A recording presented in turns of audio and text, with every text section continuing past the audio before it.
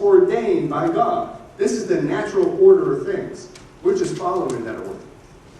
They are people of inherent rudeness, of retarded comprehension, little men in which you will find only a few traces of humanity. Now, this concept of these human beings that they encountered, maybe not being human beings according to them, was something that at some point was debated in the Supreme Court of the colonial time. So they were so convinced that maybe these folks that they found were not human beings, that they actually brought an argument, a legal argument, into the Supreme Court of the colonial time to debate whether indigenous people have souls. And you have to realize that there's a psychology that goes attached to that need to prove whether these people that they found were human beings or not. This is another picture of what happened to those that did not follow the new order. So you can see that exposure to diseases maybe was a very minor effect on this population. This was the real deal. This is another one, a picture from Guatemala. And you can see here little kids and women being thrown into this pit to be burned alive. Here's a painting, a historical document preserved in a church. It is also a historical building in Ecuador, in Quito. Here you see dogs taking care of indigenous people. And you can see the very casual demeanor of the Spaniards here. It's as if they were watching nothing of importance. Right? You don't see any remorse, you don't see any reaction. Now the only way I can explain that is, if you have been deeply embedded in the mindset that these folks that you have encountered are not human beings, therefore this is just animals on animals. That's all it is. Therefore you really have no emotional reaction to this event.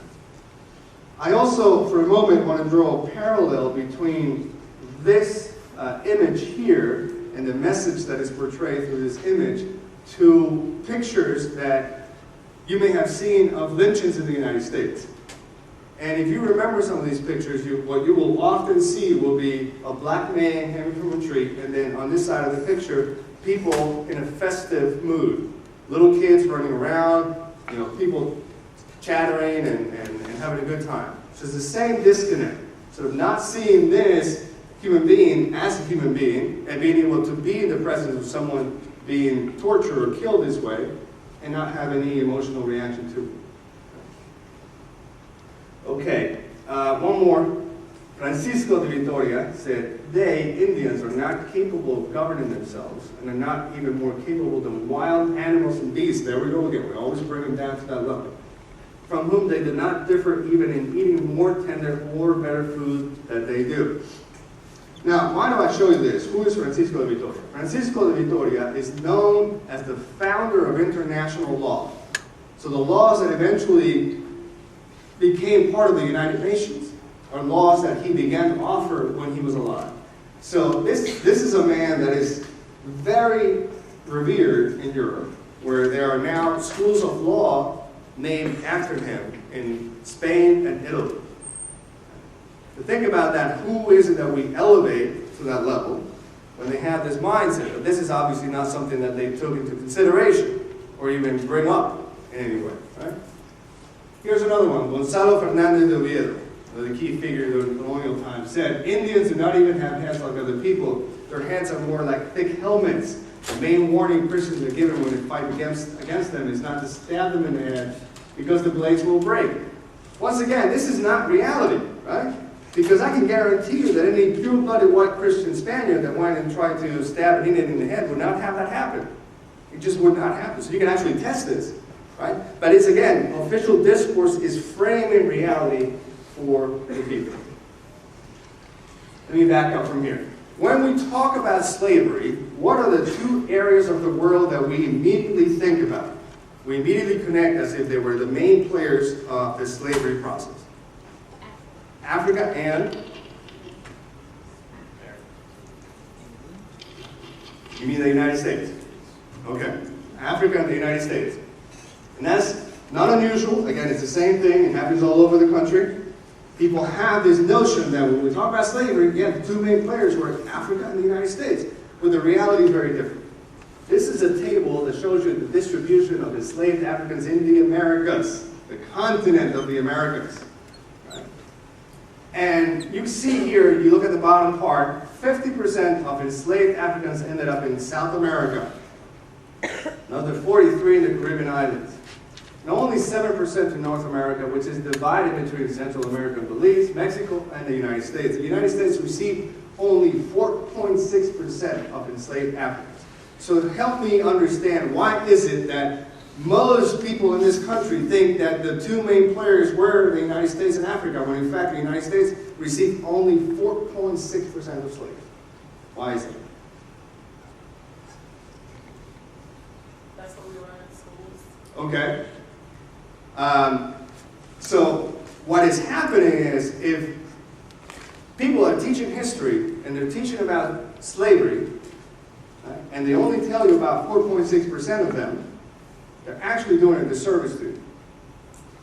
They're not teaching the full history. I'm not saying necessarily that they have to go through this whole history of what happened in South America, what happened in the Caribbean islands. So although that would be very helpful, I think, to really frame this process in a larger context, but at least they should mention it once or twice. So people will have that in the back of their minds that, oh yeah, I remember hearing about that.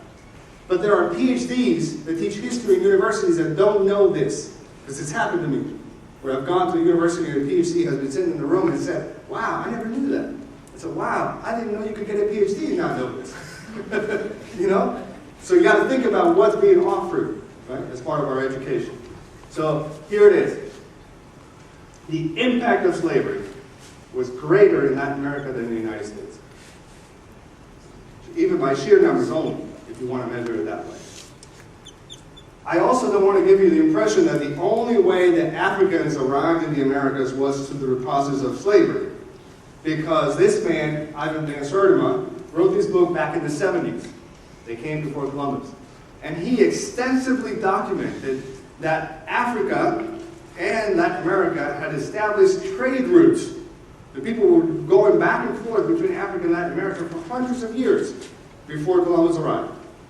Not only that, but there were settlements of African descendant people in Colombia and Ecuador and Mexico.